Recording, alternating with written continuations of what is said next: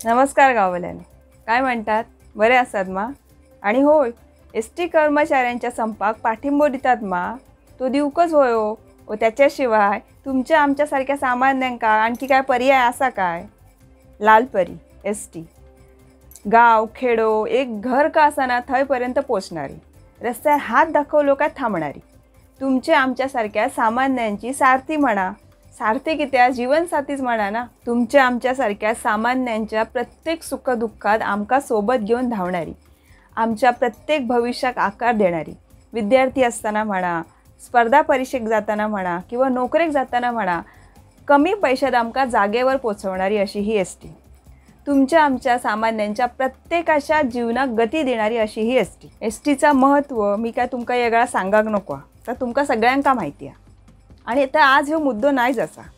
तर आज ह्यो मुद्दो असा की प्रवाशांच्या सेवेसाठी म्हणत सतत धावणारी एस टी आज का थांबली आहे?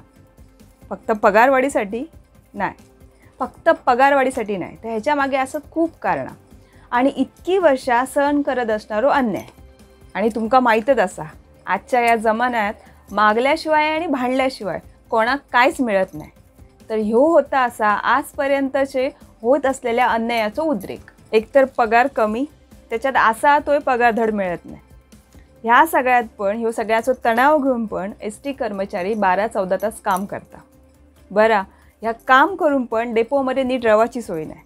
गरमी असू दे, थंडी असू दे, त्यांना त्याच वातावरणात झोपाचा लागता. सोबत मच्छर असत, जुरडा असत, ह्या वेगळाच.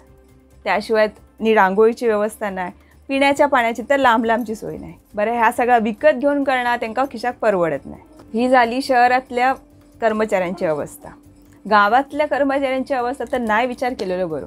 वस्तीची जी बस जाता त्या ठिकाणी त्यांना रवाची, जेवणाची सगळी सोय आपले आपण करूची असता, ती सुद्धा आपल्या खिशातले पैसे घालून. त्याच्यासाठी त्यांना वेगळे पैसे मिळत नाही. बरं, ह्या सगळ्या कसली सोय नसताना सकाळी उठून परत त्यांना ती वस्तीची गाडी घेऊन जायचं असता. ह्या कोरोना काळात सगळ्या जगान हायजिनिकतेचो धसको घेतलो असताना ह्या एस टी कर्मचाऱ्यांनी कसे दिवस काढले असतले तर देवाकच माहिती. तरी ह्या कर्मचाऱ्यांनी आपल्या जीवाची पर्वा न करता कोरोना काळात पण आपली सेवा त्यांनी चालू ठेवली. आपली एस टी या कोरोना काळात राज्याबाहेर पण गेली. घातलेले कपडे 2-2 दिवस घालून पण ह्या कर्मचाऱ्यांनी आपली सेवा चोख बजावली होती. आता ह्या सगळ्यात गाडींची अवस्था आणि दर्जा ह्याच्यावर चर्चा न केलेलीच बरी. जगात पॉवर स्टेअरिंग इला असताना पण आत्तासुद्धा लालपरीचा स्टेअरिंग ओढताना बिचाऱ्या त्या कर्मचाऱ्यांच्या हातात घटे पडतात. त्यात आपल्याकडचे खड्ड्यातले रस्ते, या असल्या रस्त्यावरनं गाडी चालवताना ब्रेक आणि क्लच दाबून दाबून बिचाऱ्या ड्रायव्हरच्या तोंडात फेस येतात. त्याच्यात तर गरम होणारं इंजिन, त्याच्या बाजूक बसान बसान अंगावरचे सगळे कपडे घामान भिजतात.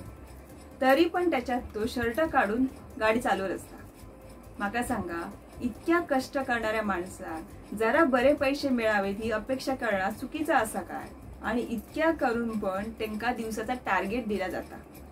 आज इतक्या उत्पन्न नाही इला तर तुमच्या पगारातनं कट होतं, असे धमके दिले जातात. बरं, 3 वर्ष नवीन भरती केली नाही, असं त्याच पगारात अतिरिक्त कामाचं बोज.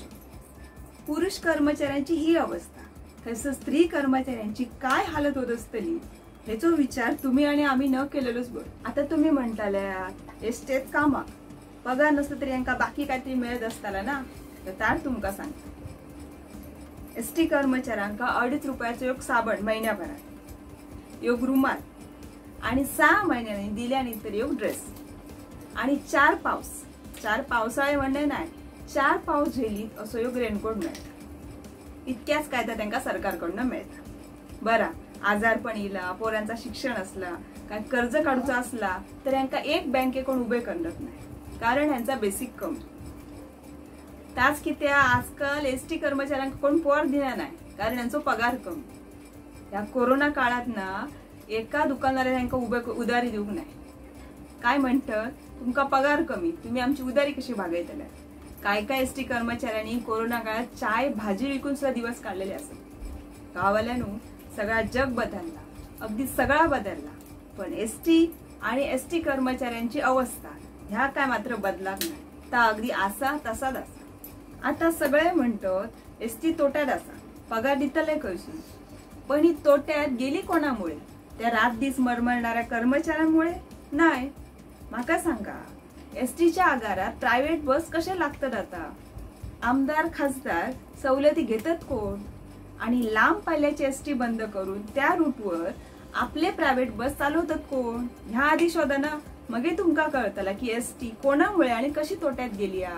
माका सांगा, फुकटची विमानवारी करू, फुकटची परदेशवारी करू, परत वरच्या सगळे सरकारी सवलती घेऊन पण 1.5-2 लाख पगार घेऊन तुमच्या तिजोरीत पैसो असा, आणि तो दिस रात मरणारो, रक्त आटून जीव धोक्यात घालून काम करणारो कर्मचारी तेचो पगार तुमच्या तिजोरीत पैसो नाही.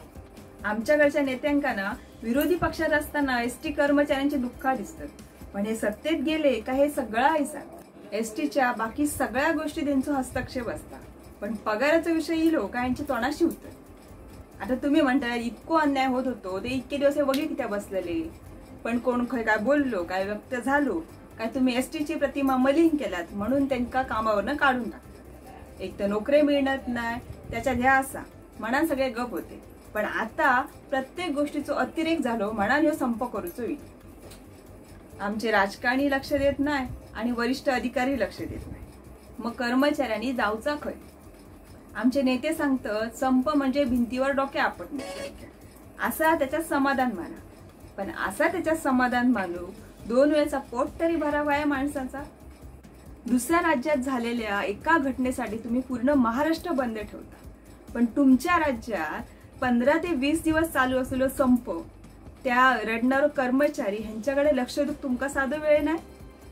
आज 40 आत्महत्या झाले, कितीतरी कर्मचारी निलंबनाच्या भीतीत अटॅकने मरते आहोत, तर साधी विचारपूस करून तुमका वेळ नाही. प्रत्येक जण आत्महत्या नाही करू शकणार, कारण त्यांच्या समोर त्यांचा कुटुंब असता. म्हणून तर संपाचा मार्ग पत्करल्याने जरा त्यांच्याकडे लक्ष द्या.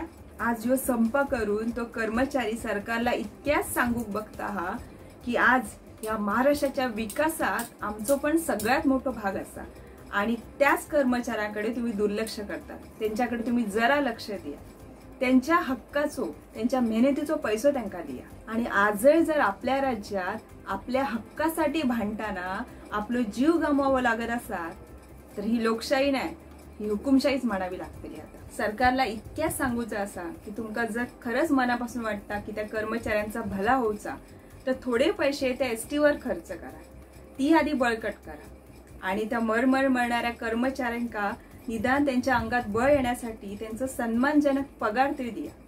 आणि एसटी कर्मचारी म्हणजे फक्त लाखभर कर्मचारी नाही, तर कित्येक लाखो सामान्य जनता त्यांच्यावर अवलंबून असा. आणि खाजगीकरणाचे गाजर दाखवतात ना, ते आधी बंद करा. त्याच्यामुळे तुमची घरा भरतील, पण सामान्यांचे आणि त्या कर्मचाऱ्यांचे हाल मात्र होतील.